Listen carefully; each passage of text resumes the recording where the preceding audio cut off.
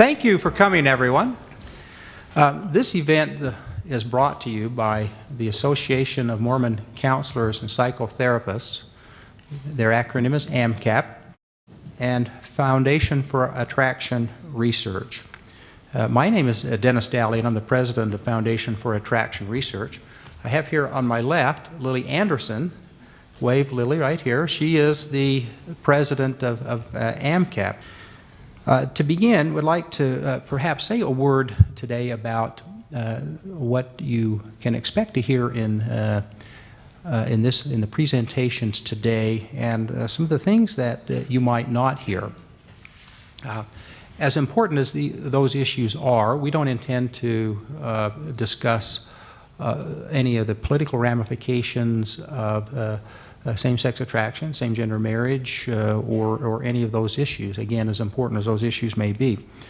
You also will not hear perhaps much today about a debate about the origin of same-gender attraction, but you will hear a lot about how perhaps we might respond to those attractions. We're going to have two segments today. Our first segment is composed of 7 therapists, if I've counted them correctly. 4 of these therapists have personal experience dealing with same-gender attraction in their own lives, and the other three have spent many years in helping those who do experience those feelings.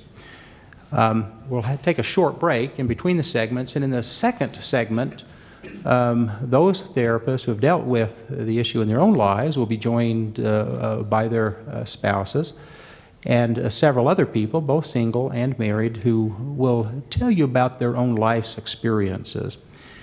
Now, as you've noted on our flyer and in the description of the events today, a number of our presenters today are married. We do not intend by this to suggest that marriage is a cure for same-gender attraction. Not at all.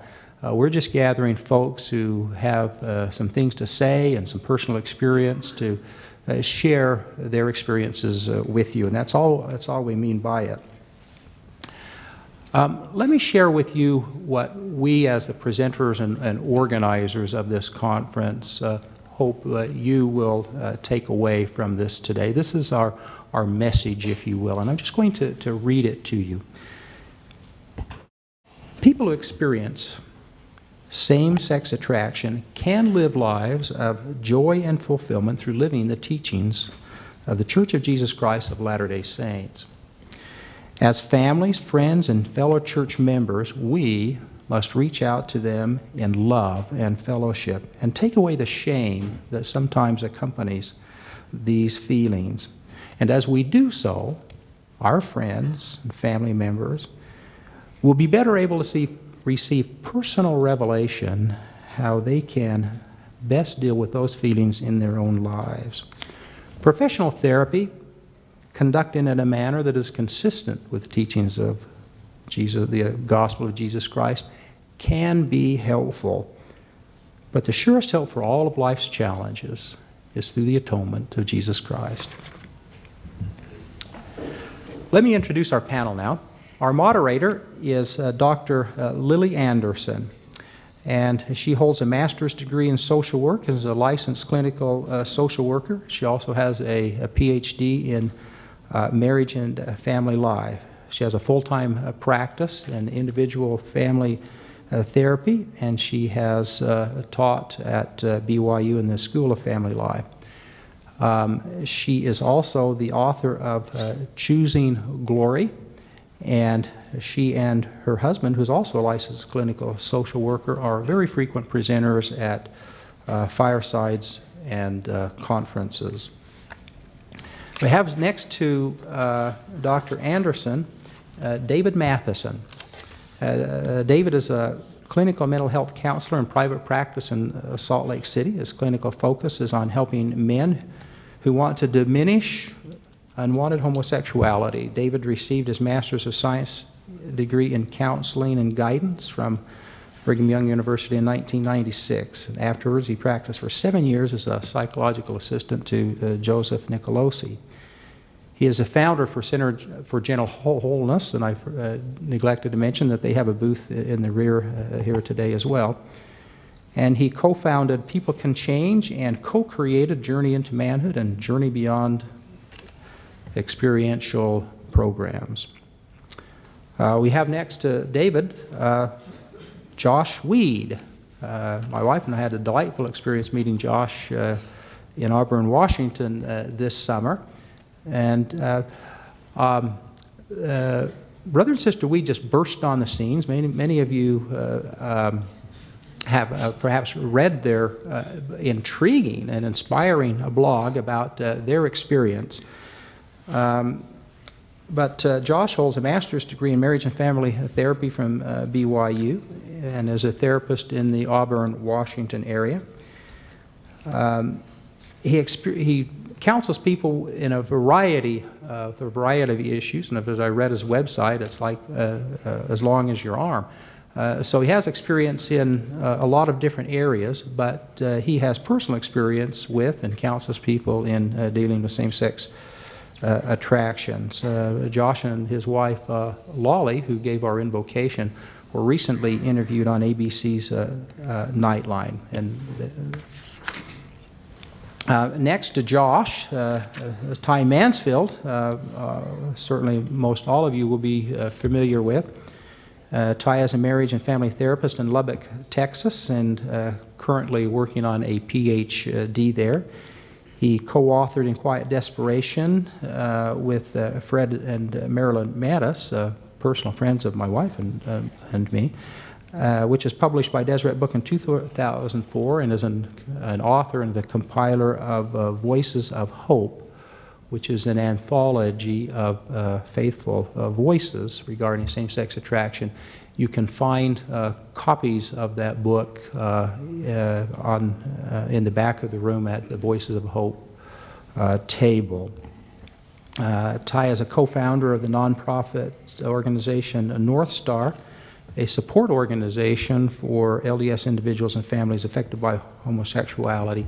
And he and his wife, Danielle, were recently featured in LDS Living magazine. And if you haven't read that, you really should, because you'll see just really how wonderful and how normal they are. Next to Ty is Justin Mcpheeters. Justin is a marriage and family therapist with a PhD from Syracuse University and has taught marriage and family therapy courses at the Alder School of Professional Psychology and Argosy University. And he is a doctoral fellow, or was a doctoral fellow, I guess, at the Families, Illness, and Collaborative Healthcare at the Chicago Center for Family Health. Practiced there for time before moving here to Utah. Next to Justin is Dr. Jeffrey Robinson. Dr. Robinson is a licensed marriage and family therapist with private practice in Provo, Utah, specializing in the treatment of individuals with unwanted same-sex attractions. His counseling often includes spouses and other family members. He received his PhD from Brigham Young University, and his doctoral dissertation was actually an in-depth study of those who have successfully overcome homosexuality. In addition to being a frequent presenter at conferences, he's presented numerous workshops and firesides and done therapist training for LDS Family Services and other organizations. He's a contributing author to Understanding Same-Sex Attraction, which you can find in the back of the room also. I've known Dr. Robinson for many years now and have the utmost respect for him. Dr. Shirley Cox is seated next to Dr. Robinson. Dr. Cox is a professor of clinical social work at Brigham Young University. She received her doctorate in social work from the University of Utah in 1986 and a master's degree of social work from Howard University in 1967. Her many recognitions and awards include being recognized as Educator of the Year in 2003 at the BYU School of Social Work, Social Worker of the Year in 1991 from the Nevada chapter of the NASW. And she has many years of experience in working with clients with same gender attraction. She's also a contributing author and editor of Understanding Same Gender Attraction. And way out there on the end is Laurie Campbell.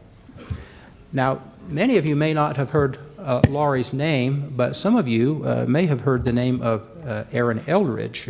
Laurie penned the book Born That Way, published by Deseret Book in 1994, recounting her personal experience of coming out of the gay lifestyle. And she has now a master's degree in counseling herself, in addition to working in the field of public relations. She's married to Dallas Campbell, and they're raising 3 children. And Laurie has become very active in trying to more publicly address this issue and provide help for people. Now, our panel today have a very diverse set of views about how to help those with same-sex attraction. And as you listen to them, understand that this is a good thing that they have different views, because of a statement I'm going to read to you from Elder Dallin H. Oaks, who said this just this summer. He said, "We accept professional counseling because it is subject to legal regulation and stands or falls on the principles of science, peer review, and competition. Professional counseling can be helpful, especially when it is consistent with eternal gospel principles and wisely coordinated and inspired priesthood leader counsel, which will always teach the healing power of the atonement provides the surest source of relief for emotional suffering." Now, what we're going to have today is some differences of opinion about science, about counseling, about therapy. But the common thread that runs throughout this group is this.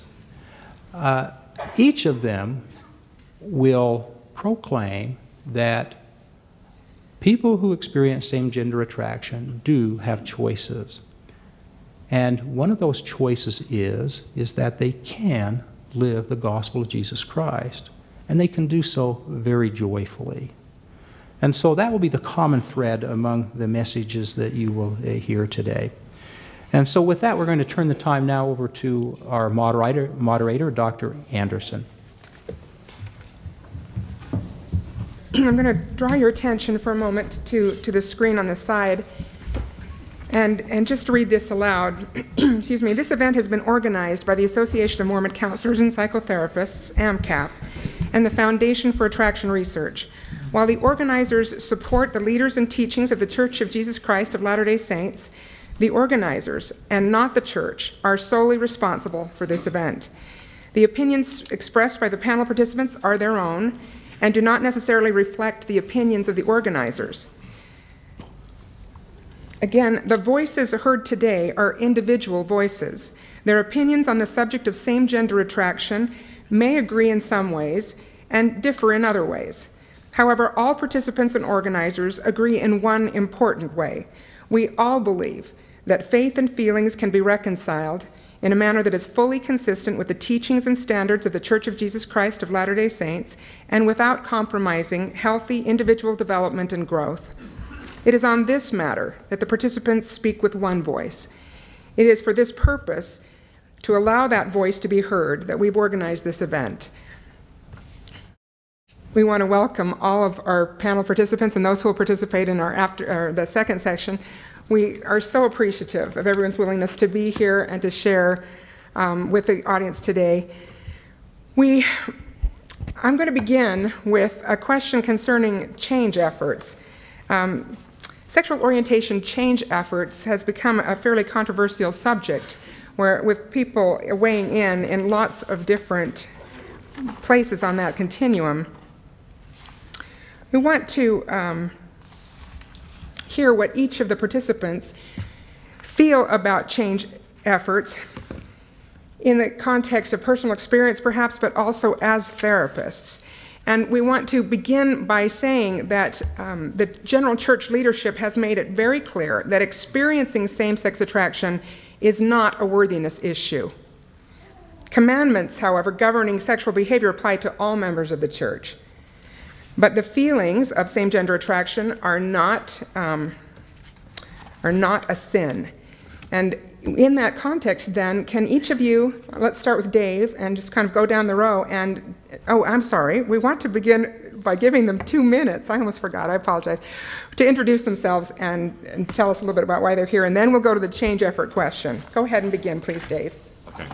So before I even go anywhere, just to orient you, same gender attraction, same-sex attraction, 2 different terms for the same thing, SSA, SGA, 2 different acronyms for the same thing. The other thing I want to say, just starting up, is you remember the metaphor of the blind men who were who discovered an elephant, right?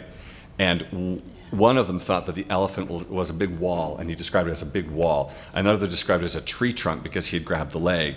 Another thought it was a big snake because he had grabbed the trunk. Another thought it was a broom because he had grabbed the tail.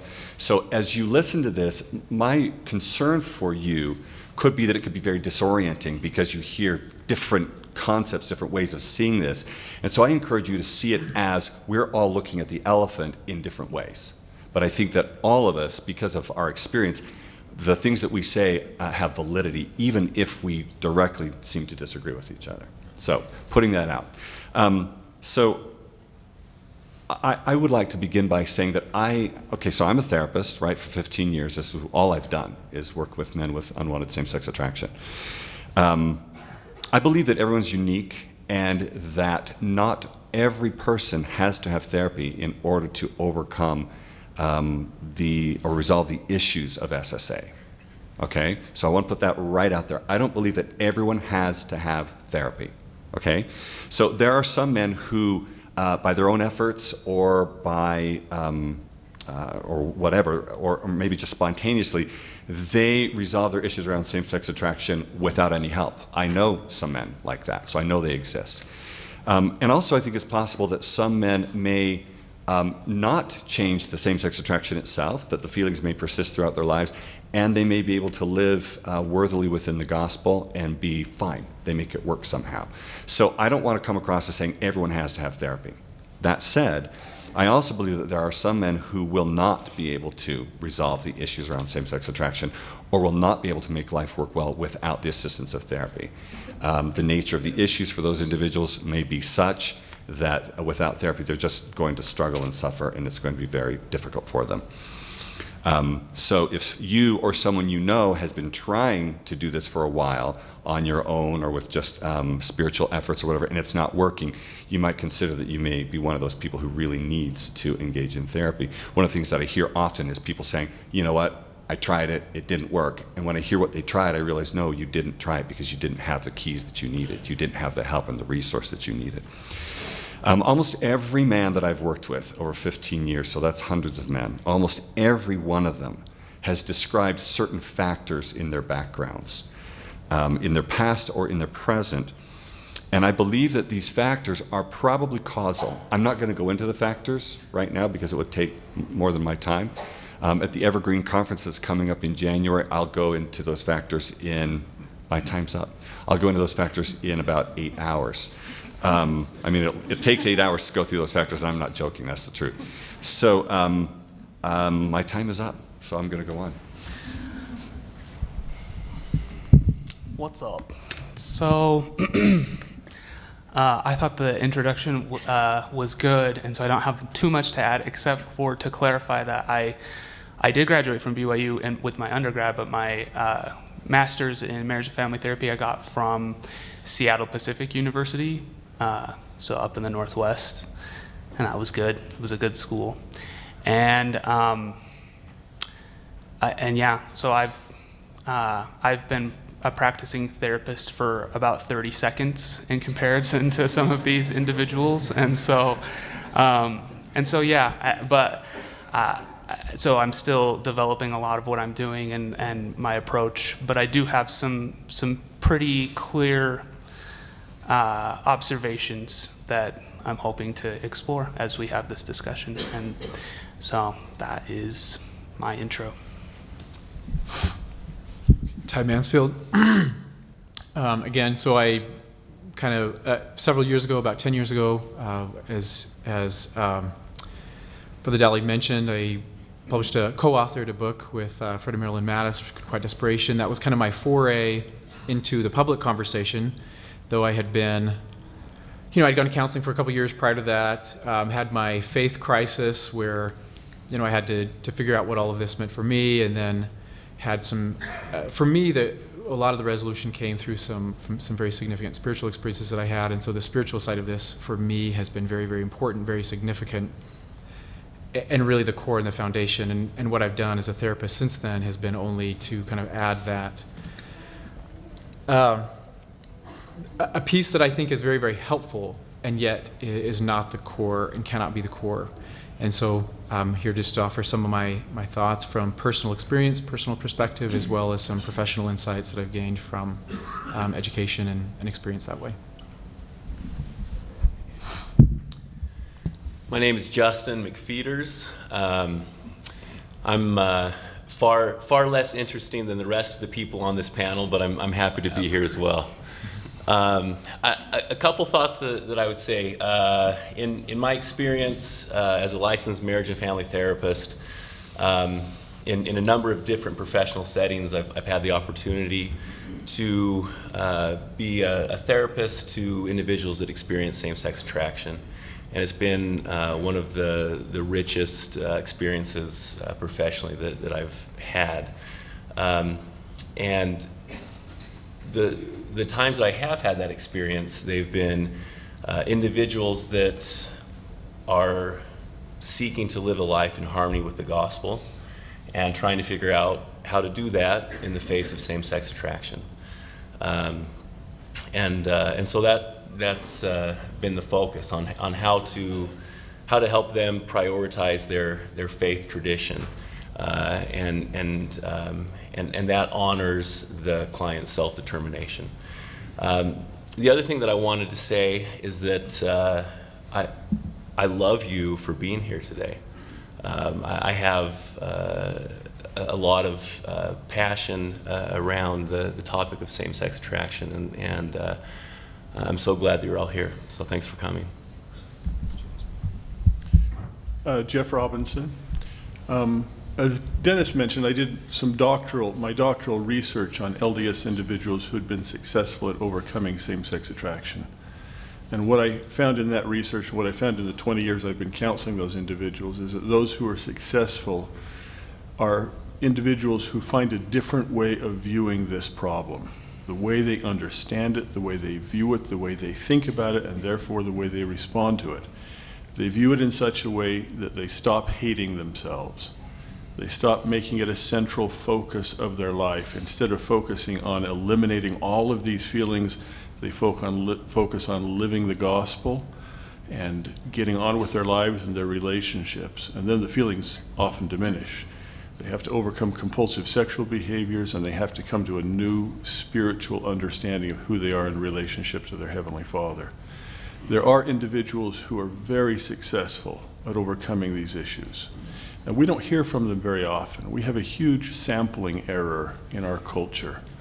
We hear mostly from individuals who are hurt and angry and who have been wounded and are unsatisfied. We don't hear from individuals who have been successful and found ways to live the gospel of Jesus Christ joyfully, in spite of or with those or by eliminating those problems. I'm grateful to the men and women who are here today who are willing to help correct that sampling error.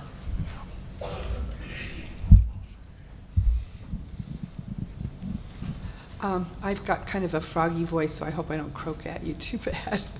I was in Washington, D.C. to a conference last week, earlier in the week, and it was absolutely beautiful, but on the kind of bookends on that, it was sleet and rain and the horrible hurricane stuff that had been going on. So, but we got the like 4 or 5 days in the middle where we had 72 degrees while you guys were getting snow. So it was really great. But I brought back this frog with me.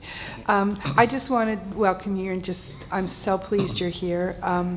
I didn't know if we'd have 100 people here, so it looks like we have 350 to 400, which is really a great number of people who are sincerely interested in finding out more about this, and I hope we can meet that. My first approach to people was a long, long time ago when the church asked me if I could help Alan Gundry deal with a group of individuals that were flying from Las Vegas, where I was living and teaching at the University of Nevada, Las Vegas. And they were flying to Salt Lake every week for therapy. And Alan says, is there any way you can help? And I said, you know, Alan, I don't really know, because I've dealt with some individuals who struggled with this problem, and they've been able to kind of move through it okay, but I don't even know how it worked or why it worked, or if they were even really gay or lesbian. I didn't know. And so I said, you know, what I'll do is I'll really try.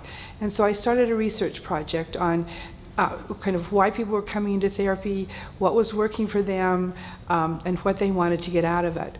But I think two things that I really want to emphasize is, one, we simply have to leave people with hope.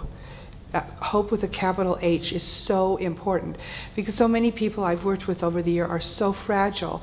They've tried so hard, and they're just on the very point of darkness where they're going to totally give up. And that happens in our business. We work with people who are very, very intense and very committed to finding light and hope in their life.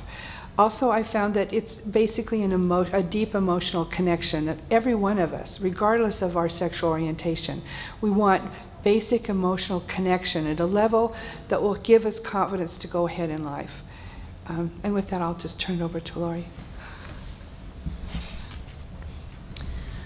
I went by Erin Eldridge for quite a while, and just recently I've started going by Laurie Campbell. Actually, in the last few years, I have felt a need to get back involved again with this. I've been so involved with raising kids and having those sorts of struggles. I hope that doesn't disqualify me, because same-sex attraction wasn't really the struggle for me for the past 20 years. There's been plenty of other things, as my husband will attest. It's important for people to be able to show up to an event like this. It's important for me and even my husband to come forward. We had to tell one of my teenage daughters that didn't know until now. We probably would have preferred to wait, but it sounds kind of silly, but it seemed like a sacrifice that was important in case there was somebody here that might, need some help. I only do volunteer work for counseling. When I got my master's in mental health counseling, I actually specialized in addictions. And alcoholism is one of the things I have struggled with. But like I said, recently I have felt the need to work again. I have a book, I apologize. I have Reborn That Way that's been on my computer for like 4 years, as everyone will know. I'll say, I've got that book, I've almost finished. So I apologize that it's not out. I think there might be something important in there for somebody, but I'm grateful to be here, and I just want to, I hope that more and more within the Mormon community, that people that say they are gay or people that say they are same-sex attracted will be accepted and loved and not shunned. Because I have to tell you, even to say that I've been same-sex attracted still gets a lot of negative reactions. It's not like it helps if you're, married and with children. Those who react negatively are still going to react negatively. So we have, I see one of the big purposes is to do this. So anyway, I'm just grateful to be here. Thank you very much for taking time to introduce yourselves. Let's go back to the idea of change, and let me begin with this. When used in the context of same-sex attraction, the word change can have a lot of different meanings. It can refer to a diminishment of homosexual attractions or an increase in heterosexual attractions. These are different kinds of change, and while complementary, they are neither codependent nor mutually exclusive. So same-sex attraction may be diminished without a corresponding increase in heterosexual attraction, and heterosexual attractions may increase without a corresponding decrease in same-gender attraction. The most powerful and sustaining kind of change, we believe, occurs in one's heart as we become converted to Jesus Christ, and conversion to the Savior is not dependent upon eliminating feelings of same-sex attraction or dependent on having heterosexual attraction in our lives. So let's start at the other end. And Laurie, let's begin with you and ask what you feel about what change means or doesn't mean in this context. Well, I'm a huge proponent of the mighty change, as somebody might know if they'd read my book. I'm just big on that and being born again, and where our desires are only to do what the Lord would have us do in our life. And whether that includes marrying the opposite sex or not, there's no telling. The trick is, are we willing to turn our will over to God and let Him make of our lives whatever He's going to make out of our lives? I've said before, and I always hope my husband doesn't take offense, is that I think it would have been much easier for me to be single. I got to a point where I was really good about being alone. But when I met my husband, and things changed drastically for me, and that's turned to the challenge. I'm going to recommend 2 books that I like a lot. I don't get any royalties from them or anything, but I like them because both women are very much, they say, we're not saying that therapy changes orientation at all, but they're both big on that it's a spectrum. One's by Dr. Olive Johnson, and it's called The Sexual Spectrum. And the other is by Dr. Lisa Diamond, and it's called Sexual Fluidity. That one's for women, really. I'd recommend that one for women. But the other one by Dr. Olive Johnson is really great because they both do what I want to do, which is I'd like to see like de-orientation therapy. So those that want to orient as gay, that's great. But those who don't, I don't feel like I fit a category at all. And I don't want to be categorized. Lisa Diamond found that of the majority of women she dealt with felt the same way. They wanted to be what they called unlabeled. So some people feel like it's an identity, others don't. I just always want to stress that this experience is different for everyone. Over the 20 years, I've seen people hurt by some therapy, helped by some therapy, hurt by some leaders, helped by leaders. But in the end, it all matters about what the Savior wants us to do. And I just bear witness to that. This last weekend, while I was in Washington, D.C., the co-chairman of the Gay Lesbian Coalition for the National Association of Social Workers gave a presentation, and I went to just sort of see what the state of the thought on change is among social workers nationally, especially social work educators, so we call ourselves. But I was interested because he said the position that we have in the association right now is that the whole situation is fluid, and we resent any of the BLGTQ labels, and we really want you to see us as individuals who are struggling with this issue or happy with this issue for any number of reasons. And I thought that was the first time that they hadn't really said change is not possible. And a large part of his presentation was research he had done on sexual fluidity. And he said, we're finding that in the lesbian community it's highly fluid. In the male community it's somewhat different, but there's no way you can put labels on this. And I think I'm just following up what Laurie had to say, is that my experience with change is it's individual. And it's very much based on what an individual wants. It's very much based on an individual of where they find the most relationship emotionally or connection emotionally, and it's extremely conditioned on whether or not they accept a higher power. I'm talking for just basic, folks generally, not LDS people. But it's, can you turn that will over to God? Can you really say, thy will be done? And, all of us struggle with that. I struggle with that in other areas, but I very much struggle with that. And every client I see, even those who don't struggle with this issue, are also struggling with that issue. How much do I give up? And how much do I retain? And who am I really? When I think about the issue of change, I like the language acquisition metaphor. I tell people, if you had never watched a child learn to speak English, wouldn't the most natural assumption you could make be that you were born speaking English? Do you remember ever choosing it? Do you remember ever working at it? Well, people with same-sex attraction have the same experience. There's no clear choice, but I don't think they're born that way either. And you could learn another language. Missionaries do it all the time. You could learn that language so well that you thought in that language, but you would still know how to speak English. It would still be there. You might do it very, very rarely, but you would know how. But you'd be thorough in another language, the language that you wanted to speak. Now, when I talk to individuals about that, it does mean diminishment in the frequency and intensity and the duration of their sexual feelings and thoughts towards the same gender. And I'll ask clients all the time, if 100% was the biggest this problem ever was in your life, compulsive behaviors, fantasies, thoughts, feelings, depression, anxiety, hopelessness, where is it now?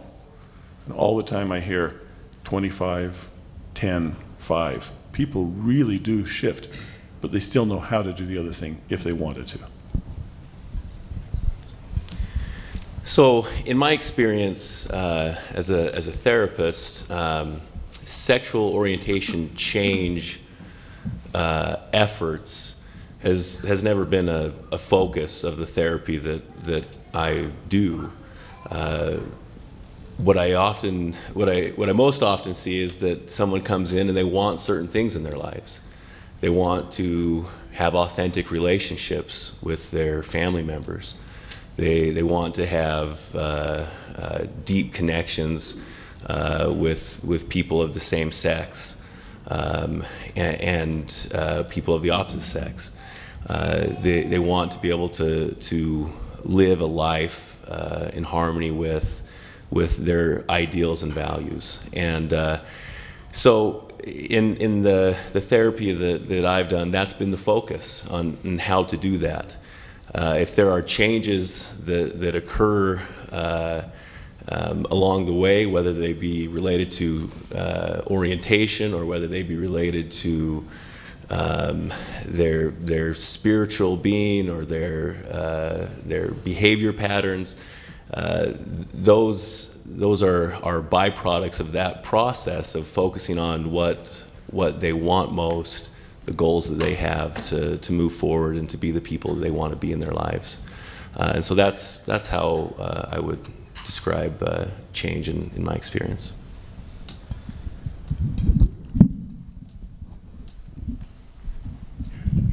In the original question, the idea, I have to apologize because I was fine until we got up here, and then all of a sudden as I sat down I had like the worst case of cotton mouth. So when, like, in inherent in some of these questions, there's this idea of, there was the sexual orientation change efforts, and then we've got the issue of change, which, I mean, as you hear what's being shared, there's so many, it can be unpacked in so many different ways.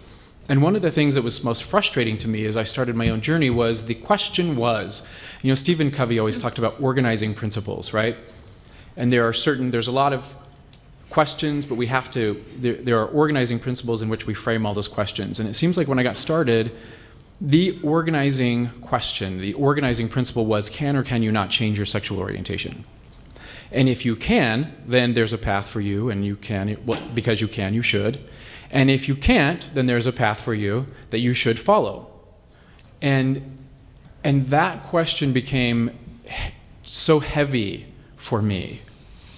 And I finally, I mean, part of my own kind of journey was having to get away from that question, if we're talking sexual orientation change, because there are lots and lots of changes that I've experienced. And even as you hear other things, you know, spiritual rebirth, and you know, Alan Bergen, psychologist Alan Bergen, he has this concept that he coined called mortal overlay. We are spirit, and then we've got physical, you know, this kind of mortal body that is overlaid on top of us, right? And so much of what we're talking about, you know, a lot of the scientific questions have more to do with the mortal overlay. And then there's this whole spiritual piece. And so for me, the question was, the spiritual changes almost kind of had to transcend the mortal overlay or guide, right? A lot of times when I'm talking to people that I'm working with, And I'm primarily a family couple relations therapist. I work primarily from an emotion-focused model. And so there's this idea, our emotions are always going to be with us. We're in the driver's seat, or our emotions, oh my gosh, I love you, thank you.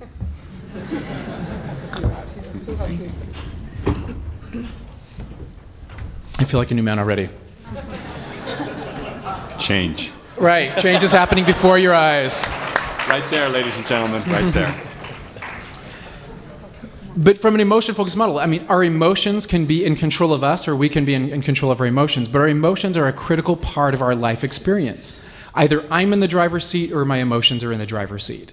I have to choose who's going to be driving. When it comes to my life, my spirit, there was a really good op-ed in the New York Times some years ago around the question of sexual orientation or sexuality. And the question was, what does it mean to be true to yourself, quote unquote? And you have some folks from some ideological perspective that would say, in order to be true to yourself, you have to figure out what your sexuality is or your sexual orientation is, and that's going to be the guiding, organizing principle of your life.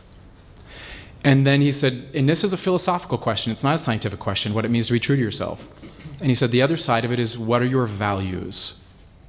And if my deepest held values are in one area, or in one's have to do with my spiritual life, regardless of what my sexuality says or what sexual impulses I have when whoever walks by, if I'm not living my most deeply held values, I am not being true to myself. And this is a philosophical question. It is not a scientific one. And so a lot of the questions that we've got a lot of philosophy as well as science, and meaningful philosophical questions as well as meaningful scientific questions, but they have to be kind of unpacked and parsed out. And so a lot of this, when it comes to change and what change means, I think there's a lot of really meaningful changes that can happen because I've experienced them. And when it comes to sexual orientation, I don't know where the feedback is coming from, but when it comes to sexual orientation specifically, if that's the only question we're addressing, for me, that's not even the most important question. And I think as you hear what people will say, the meaningful changes that they see, the narrative piece, as Jeff is talking about, that was the guiding story, the guiding narrative in which we live our lives. For me, that was critical. That was huge. I had to change the story. And so there's all of these other meaningful changes that can happen that are a lot more subjective, and yet it almost seems like the orientation question is this red herring that people want to keep coming back to in order to make certain points or argue for certain whatever, rights, what it means to be authentic, whatever it is.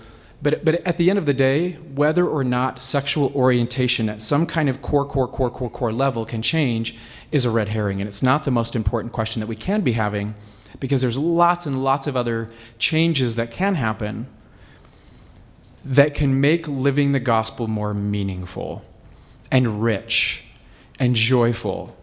And those are changes that I can attest 100% are possible for everyone, regardless of the questions of science, sexual fluidity, or whether sexual orientation at some kind of core, innate, whatever level can happen. And for me, those are the kinds of changes that are absolutely critical and much more important and meaningful. And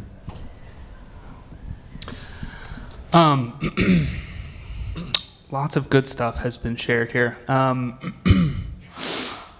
So therapy is in and of itself about change. If I have someone coming into my office, they want something to shift in their life. That's pretty much what someone is seeing a therapist for. They are not content with some component of their existence, and they would like to see that thing change.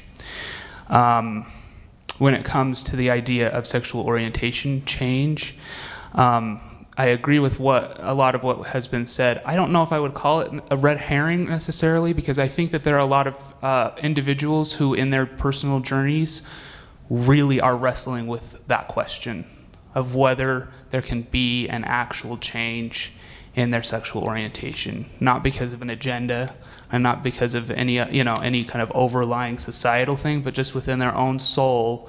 They want to know, is this something that is going to shift in myself? And I think that as we've heard even people talk about percentages and different things, in my experience and for what I've observed, and I'm one individual and that is all I am, I haven't seen a lot of 100% change of sexual orientation. Someone saying that they at one point were sexually oriented in one direction and then have experienced a change into another direction.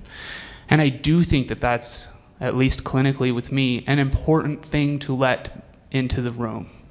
Because a lot of my clients are wondering about that. They're coming in with that question, can that happen? And I don't want to be the person that would say that that is impossible. But I do want them to know that I've personally never met an individual who can say with 100%, maybe the 5% or maybe the 10%, but that it's kind of like the language acquisition analogy, that the language is obliterated from their existence and they have a totally new language. And so, like I say, I think that's important to let into the room. But by the same token, the reason why I think that that is so important is because I think that that then allows a client to make the decisions that they actually want to make in their lives. Once they have accepted their situation, the situation that they are in, and the fact that this, if they're same gender attracted, is a component of their lives and likely on some level will be for most of their life, if not the rest of their life, then in therapy we can start talking about the changes, as people have mentioned, that really matter. How they want to live their life. What do you want for your future? How, if you are LDS, can you enrich your testimony and your connection to your Heavenly Father and your Savior? How can you live your religion, and how can you live your life in a way that the Lord would want you to live it? And so at that point, I feel that when people are able to, I feel like that allows people to look in the mirror and say, okay, I am same gender attracted, and Heavenly Father still loves me, not even despite that. It's just a part of my existence, and I am loved by a God who created me and wants the best for me and will guide my life. And when I see clients do that, they are able to effectuate the changes and the shifts and discover the life paths that lead them to feel real joy and the real shifts that the atonement can provide. So I really agree with what's been said and endorse it. Oh, okay. So let's consider it from an eternal perspective for a moment. The plan of salvation is essentially about giving us the opportunity to return to God and to become as God. We're in a fallen state. We're in a fallen world. And so the plan of salvation and the atonement are about gradually over time helping us to reshape ourselves, helping us to let go of, to move beyond, to transcend the things that are in the way of us being like Him. From my perspective, in an eternal perspective, it is about heterosexuality. Will we achieve that now? Some won't. Some of us won't. But because I absolutely, unquestioningly trust the scriptures that say that this plan is available to everyone, that there are no children created for whom this is not a possibility. Because I absolutely rely on that, I therefore know that there is a way, somehow, eventually, for everyone who desires it to transcend even same-sex attraction. Some of us will transcend it to some degree or other in this life. Some of us may not. But the idea of giving up on ourselves because we don't think we can change it sufficiently in this life, to me, is very sad and short-sighted. One more piece that I would add, just in agreement with what's been said and as an additional piece to what's been said and really kind of expanding on what Ty was talking about. In my work, I focus a lot on helping individuals remove whatever they can from their lives that prevents them from living as God lives, which means in a state of joy. So part of that obviously is on trying to diminish the same-sex attraction, although I would guess that a very small percentage of my time in the office is spent actually directly working on diminishing same-sex attraction, because we're always working on diminishing the stuff that I mentioned earlier, the underlying stuff. And that stuff, even if it weren't for the SSA, for some of the men I work, a lot of the men I work with, that underlying stuff is so painful.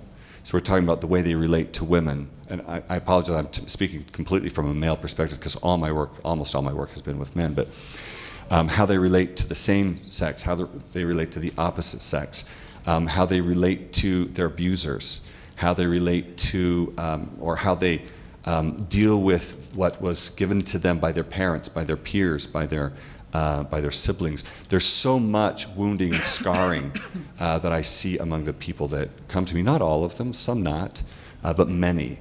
And so much time is spent working on healing those underlying pieces to give the individual the best opportunity to experience joy and to come close to God.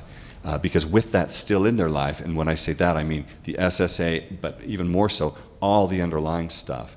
With that still very active and present in their life, for some of them it makes it extremely difficult to feel the presence of the Spirit. I mean, if you're having flashbacks from abuse, or if you're having a very difficult time relating to your male peers, if going to elders quorum is an excruciating event for you, then it makes it really tough to believe and to feel the Spirit. I'll just leave it there. Also, we want to mention that we'll be having the spouses come and join us. Some of them have their spouses with them today, some of our panelists, and we'll be hearing from them also in the second half. I want to just mention, I'm so appreciating the sharing that's going on here and the great information that's coming out. Personally, I appreciate it. I love tying this into the plan. I feel like I'm asked several times about this issue as a therapist, saying, can people really change their nature? And I think, well, isn't that what we're all here for, is to rise above our fallen nature and become more like our Heavenly Father and there are always things that separate us from God, from God's nature as we go through our mortal experience. So I really appreciate those tie-ins as well as sensitivity toward this particular subject. But I don't want us to make this too formal or stiff, so I want any of you to jump in again if you have something else that's come to your mind that you want to say about this issue of change. Do any of you want to? Josh, please. Just an interesting observation. One of the things that I'm specializing in is sexual addiction. And as I've done work in being trained on how to help people resolve their sexual addictions, a lot of that work fundamentally centers on just really core beliefs of self, and also attachment, how people attach to other people. And interestingly, as individuals work on those elements within the context of resolving their sexual addictions, those sexual addictions diminish. And if I happen to be working with a client who is same-gender attracted, the intensity of their attractions diminishes within the realm of that context. And so in that particular realm, they do experience change. They experience a change of intensity of their sexual compulsions in a very noticeable way. And I just thought that was interesting as I've been doing my work. So are you saying that that any appetite that's fed grows in strength, and any appetite that is not fed diminishes in strength? That's right. And any compulsive behavior that has underlying issues, as those issues are dealt with, it obviously, also loses its grip in some its respects. power will diminish. Okay. I like that. And I want to add a piece too, because coming back to the questions piece, making sure that we're asking the right questions in all of this. Thank you. And I want to go to Josh's point, because I think when people are coming in and asking, to your early point about whether or not sexual orientation is a meaningful question, and I think that it is. It's a meaningful question to ask. And what I think is also important is that people understand, people don't conflate the questions. And going back to my own experience, a lot of times when folks are, if they're feeling isolated, they're feeling lonely or whatever, and they're tying that issue into sexuality. Somehow, if my sexual orientation were to change, then I can find somebody that I'm naturally attracted to who's going to come and take away my loneliness. And the issue isn't sexual orientation. The issue is loneliness and emotional isolation. And they can't be conflated. Are they both meaningful questions? Yes, they are. But they have to be parsed out. They cannot be conflated with each other. Sorry, you've also witnessed change that is not long-lasting. How was this like my life? So, I wanted just to briefly touch on my own experience, because when I really first started coming to deal with this, I thought it was a sexual orientation issue. I thought it was a sexuality issue, but I was so isolated in my life, and that had to do with school, work. I mean, there were so many things that were going on in my life that somehow it was, the question ultimately came down to, for whatever in my mind, it was about sexuality and sexual orientation. And who am I naturally attracted to that's going to make me feel less lonely, right? And from an attachment theory perspective, there's a term, emotional starvation, right? And if I'm emotionally starved for something, it's almost like I have to get healthy. For a lot of the folks that I work with, I'm like, address sexuality later, get healthy first. Because, if you're heterosexual and you're emotionally starved and you think that, having sex is going to be the answer, or being in a relationship with someone is going to take away all your loneliness and pain, then there's some delusion there that needs to be addressed as well. And so what are the issues that really need to be looked at first that can be addressed? Because as soon as I started really deepening my relationships with people and filling myself emotionally, like the sexual orientation question kind of faded. Like it just didn't become an issue for me. Because I think a lot of the questions, when someone comes to me and they say, can I change? What they're really asking is, can I have a meaningful, fulfilling life and be happy? Mm-hmm. That's what they want to know. That's what they really want to know. And if I'm jumping directly into this question, well, I can change your sexual orientation, or no, I can't change your sexual orientation, then I'm not really answering the question. And so sometimes people will say, they'll ask a question, but I have to, the saying, hear what I'm not asking, or whatever, hear what I'm not saying. I have to hear what they're really asking. And sometimes they're saying something they're not also really saying. If someone comes to me and they say, I want to change, and I deal very, very little in my professional practice with same-sex attraction. So I'm talking like broad spectrum human, right? We all kind of suffer from being human. And someone comes into me and they say, I want to change. More often than not, when you really get down to it, they don't want to change. Off some of them, and I'm making a broad statement, so I'm prepared to recall some of this. But what they will say... Ty, I'm going to jump right in there and say that none of us wants to change. We only change as a last resort. We want everybody else to change. We want the world to change. That's okay. Human nature, too. Amen. Thank you. But the idea, but often what they'll say is, when it comes to what do I want to change, the question, really what it comes down to is, I hate the way things are. Mm-hmm. I really hate the way things are in my life right now, and I don't want it to be this way.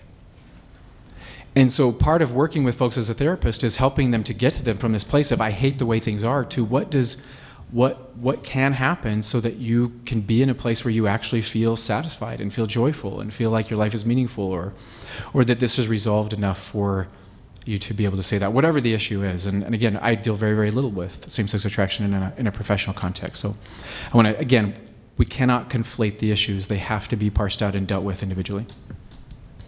Jeff, did you want to? I just can't. First of all, I want to fully agree with everything that's been said. I love that there's so much agreement up here, and I completely agree with what people are saying. Can't let this pass without taking a swipe at the concept of sexual orientation. I had a client a few years back who didn't have any sexual feelings towards other men until he attended a fireside where people gave testimonials about their change process, what their lives had been like, and he thought, boy, those guys sound like me. I wonder if I might be gay. So, well, he had to know. I mean, you don't want to be gay and not know it. That's information you want to have. So he went home and he started to fantasize and look at pictures and get on the internet, and he found out, wow, I can really be aroused by these things. And now he knew the truth. He knew that he had a homosexual sexual orientation. He never once thought, I just learned to do something new. I just trained myself to do something. He thought, I found out something about who I am. Why did he only think that? Because it was the only story available to him in his culture. I think that this generation of men has been poorly served by the idea that we have something called a sexual orientation that causes sexual feelings. Why is that guy sexually attracted to other men? Well, it's because he's gay. Well, how do you know he's gay? Well, he's sexually attracted to other men. What causes that? Well, he's gay. How do you know he's gay? Well, he's sexually attracted to other men. It adds no information. So I have long ago stopped thinking in terms of anyone having an orientation, let alone changing one. It is what is important in your life and how do you get it. Jeff, you're bringing us right to the next point. You're getting some applause. We want to spend our remaining time, I think, because time is passing so quickly, on talking about the concept of labeling, which has been addressed, sort of sideways here and there. And Jeff, you're starting to talk about that directly. I'd like to have some discussion about that. Let me mention a couple of statements that I think are encouraging us not to label, as Jeff is saying, not to put these headlines on our lives. Elder Oaks said this: I think it's important to understand that homosexuality is not a noun that describes a condition. It's an adjective that describes feelings or behavior. I encourage you who struggle with these challenges not to think of yourselves as something or another, except that you're a member of the Church of Jesus Christ of Latter-day Saints, that you're a child of God who's struggling with challenges. Elder Holland said something similar when he said, you serve yourself poorly when you identify yourself primarily by your sexual feelings. That isn't your only characteristic. So don't give it disproportionate attention. You are first and foremost a child of God, and He loves you. Let's not go down the line here, but let's all have a chance to address this as you'd like. You want to begin, Dave? Yeah. Dave's going to begin. Oh, that's it. Oh. I agree. I'm particularly troubled by the label gay, because I just think that it creates a foregone conclusion, very similar to what Jeff was talking about. Laurie? I think that some people find it important to label as gay because they feel like they want to be accepted for a person who has these feelings, and they do identify as such. I think from a gospel perspective, like Elder Oaks said, that can be challenging because they, indeed we're asked to move beyond anything that's outside of the Lord's boundaries, and we're told in the gospel of Jesus Christ that is outside the Lord's boundaries. So, how do you reconcile it? But sometimes just that importance, and to me it's nicer if you can just find that sense of I'm accepted and loved because I'm attracted to the same gender, maybe not because this is my label. But the other thing I'd like to speak to that I find a little troubling is just the whole politics of sexual orientation, why it's important for a lot of professionals to say it can't change. It's legitimate, and I asked one of the men that was on the board of APA that had sort of determined whether they accept studies that show change in sexual orientation, and I said, why is it so important that sexual orientation be maintained, that concept be maintained? And I said, is it because of same-sex marriage? And he said no, and I felt bad that I didn't even think about this. He said it's broader because people look to the United States and people are being killed in other countries for being gay. And that's a horrible thing. And sometimes what they'll use is, oh, look, you could change this orientation. And we're killing you because you're not changing that orientation. And it kills some people just in the gospel setting to try to go in. It kills you spiritually when you go in and feel like nobody loves you or accepts you. I mean, I did this struggle back in the 80s when, nobody talked about it. And if they did, jokes were made in singles wards that were supposed to be funny. And I didn't think they were very funny at all. I was trying to fit in to this group that many were negative towards this. And again, I think it's so important to get there, but also to remember that sexual orientation is maintained by the APA because it is seen as important for various reasons. But for people like us, we have to be careful, because that's really not, I always say my orientation is toward the gospel of Jesus Christ. That's how my orientation changed. That I believed the prophet when they said, we don't want you acting on these desires, not only not acting, but not encouraging lustful feelings. And so that was what was so important for me, was to let go of, well, I'm lesbian or gay, and just say, you know, this is what the Savior wants me to do. This is how he wants me to live. And dare I say, I participated on the Spitzer Study, and I find it interesting that this was listed in the article on the fact that this was going to be here today. And when somebody was sort of combating the concept of change, they said, well, even Spitzer retracted his study. Well, he didn't retract his study. He apologized. His study wasn't retracted. That would have to be done by the Archives of Sexual Behavior. The editor said, no, we don't retract it because there's no false data. He apologized because that study was used again for some horrible things, used in other countries to say, look, people can change sexual orientation. They did horrible things with it. And even just people that would say, look, it can change, it can change. His study was simply about people who claimed to have changed in sexual orientation, did they really? And he set up, I was interviewed by him for 45 minutes. He set up questions to determine that. And as Josh said, you don't see people going from 100% straight, 100% gay to 100% straight. But what he did find was I went from predominantly homosexual to predominantly heterosexual. My husband was the person I was attracted to. I bring that up only, I'm not going to, again, debate about it, but I bring it up because I think it's important, because it can be discouraging when we keep hearing how important sexual orientation is and that it doesn't change. But I think we need to understand some of the thinking and logic behind that. So there's a distinction, obviously, between putting a label on ourselves as a chief identifier and then going all the way to the other extreme and trying to deny our experience. And we certainly don't want to do that. We want people to understand that whatever our feelings and experience are, that there's a place for us in the kingdom. Other comments? Yeah, just a couple thoughts on labels. I do think I agree with what's been said, and I also feel like some people might be more attached to the labels that they choose for themselves, and I don't think we need to get all wrapped up in what other people are choosing to label themselves.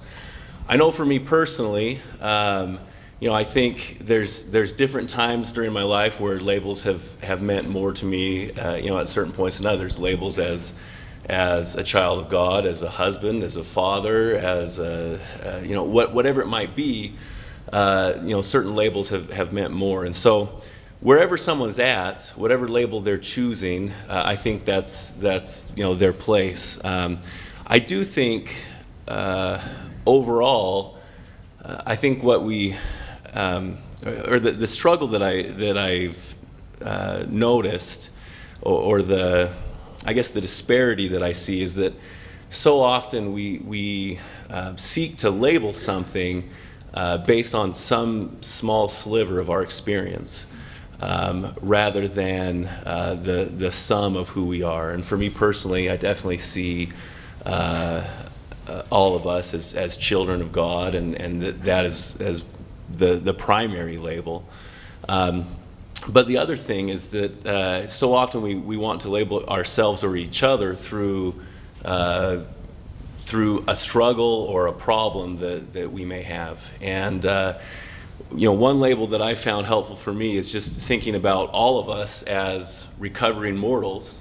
We're all recovering from the fall, and that's something that we all share together. And I think we get too wrapped up in labels that really don't add much to the conversation.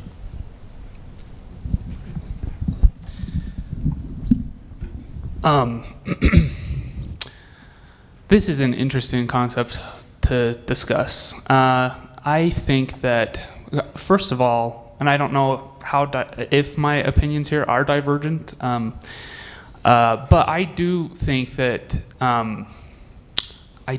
people experience sexual orientation. I think that is a real part of the human experience, and I think that the entire reason why we are having a discussion right now and why this is an issue and something that appears and why we have dialogues about this and why it's something that we can even talk about is because there is a real common phenomenon that multiple people experience called sexual orientation, and that it's a real thing. And that being the case, I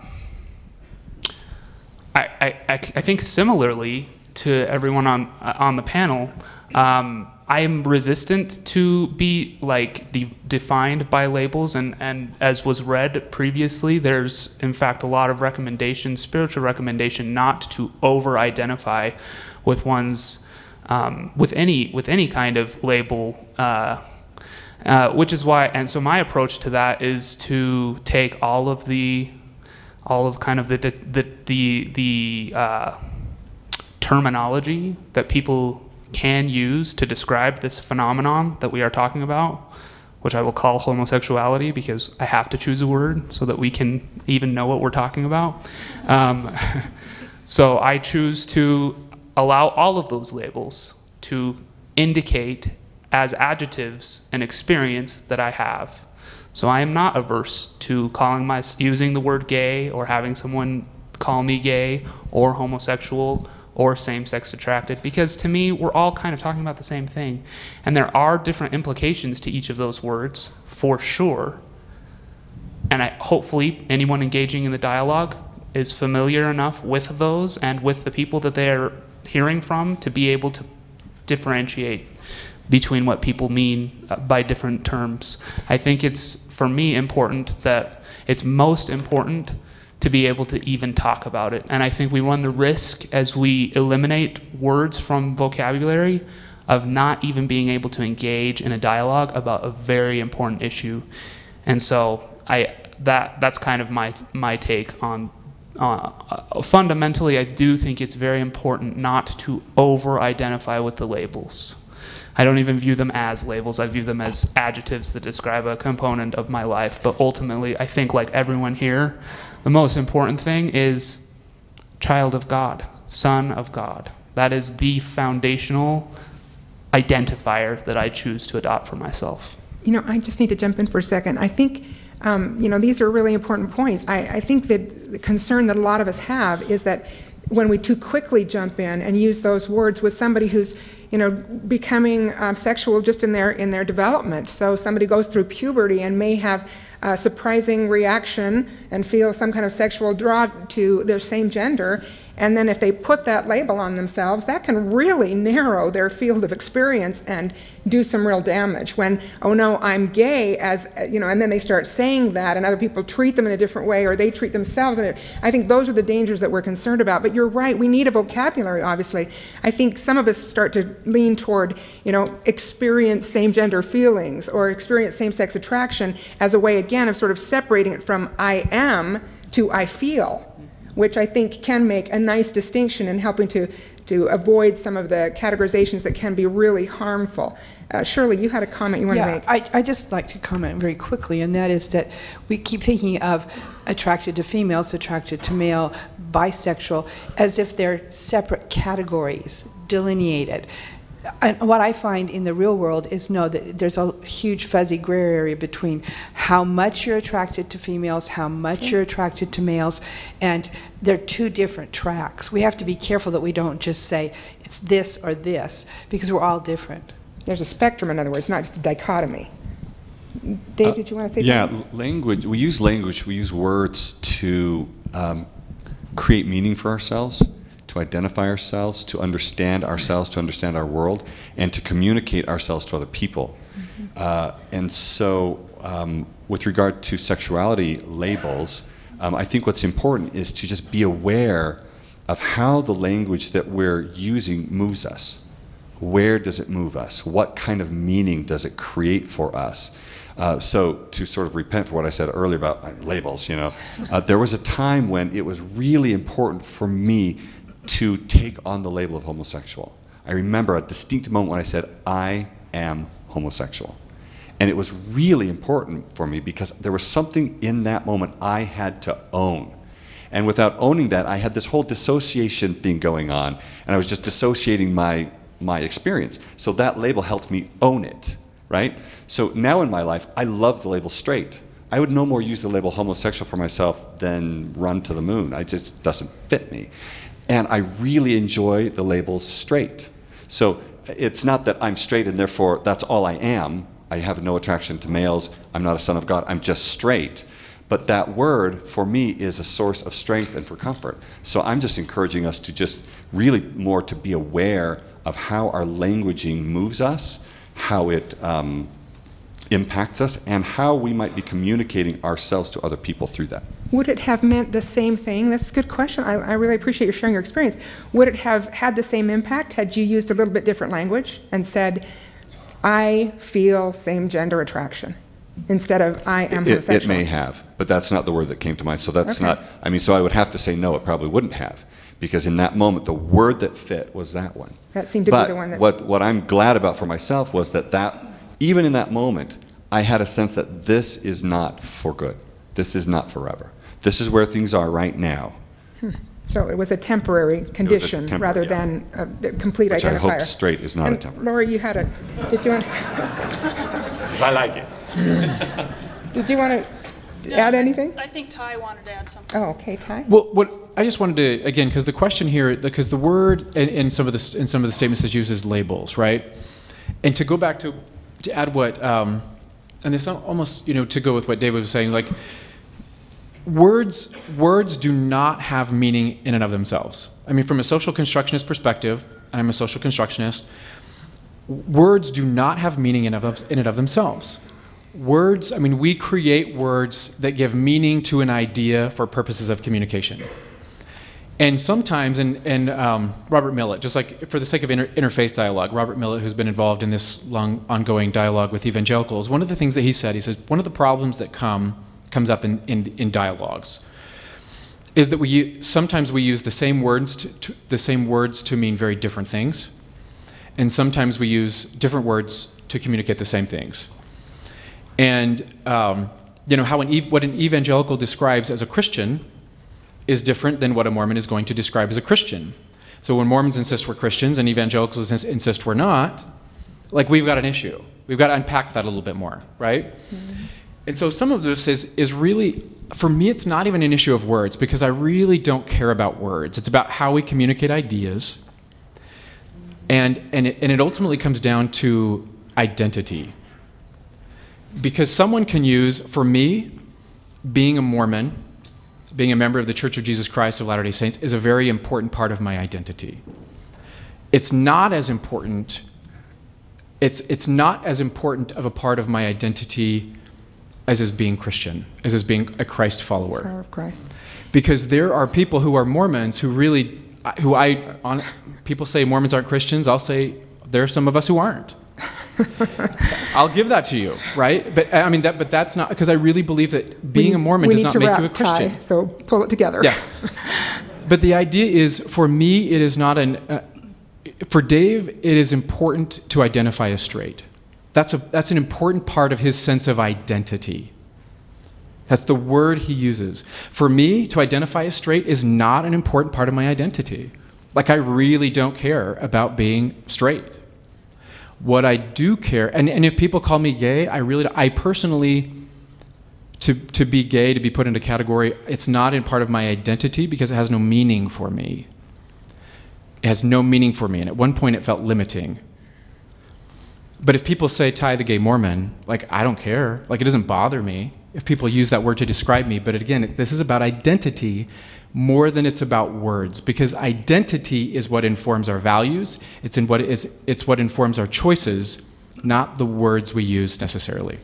Thank you very much to all our panel participants, and we will reconvene at 10:45. We want to draw your attention. Thank you.